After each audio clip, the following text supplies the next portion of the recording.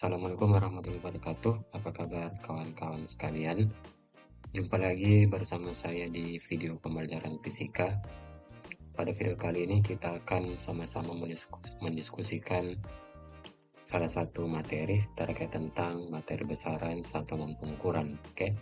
Jadi pada video yang lalu kita telah membahas mengenai pengukuran tunggal, yakni merupakan pengukuran yang dilakukan hanya sebanyak satu kali pengambilan data. Oke. Kemudian pada video kali ini kita akan sama-sama membahas mengenai pengukuran berulang. Untuk pengukuran berulang ini, itu secara umum dia terbagi atas dua. Yang pertama itu adalah bagaimana cara melaporkan hasil pengukuran apabila kita melakukan pengambilan sebanyak 3 hingga 5 kali pengambilan data. Terus yang kedua itu bagaimana kalau kita mengambil data itu lebih dari 7 kali pengambilan data. Oke? Baik. Kita masuk ke bagian pertama terlebih dahulu, ya. Pengukuran berulang itu bisa dikatakan sebagai pengukuran langsung dari suatu besaran itu sebanyak 1 hingga 5 kali pengambilan data. Ya, jadi kita mengambil 5 kali hasil pengukuran suatu benda, itu panjangnya, masanya, waktu, dan lain sebagainya.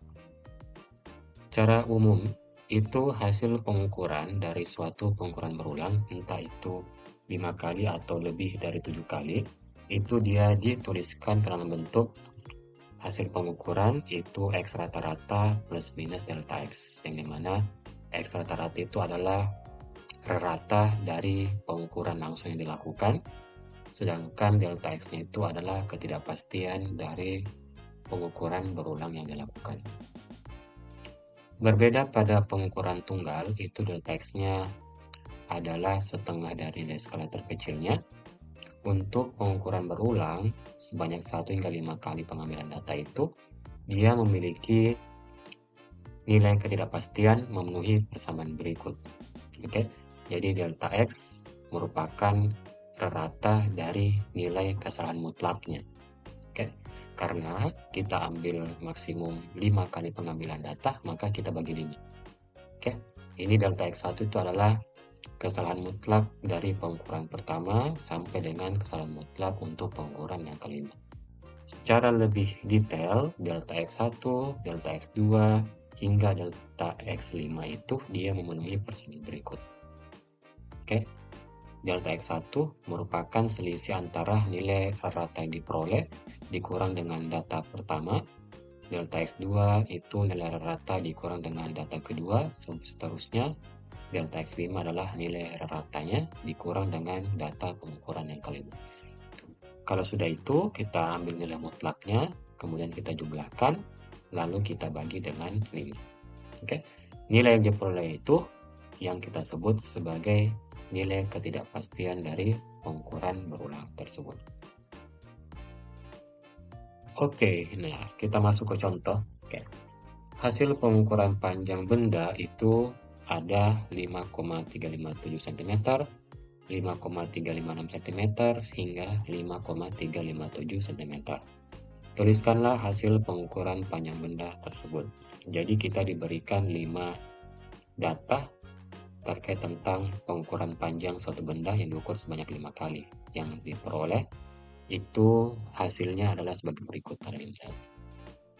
Kita disuruh untuk menuliskan hasil pelaporannya, hasil pengukurannya. Oke. Jadi HP sama dengan X rata-rata plus minus delta X-nya. Langkah pertama adalah kita mencari terlebih dahulu berapa nilai rata dari kelima hasil pengukuran panjang benda tersebut. Jika kita cari ratanya, maka rata hasil pengukuran panjang benda sama dengan jumlah semuanya kita bagi dengan 5. Maka kita peroleh 5,356 cm.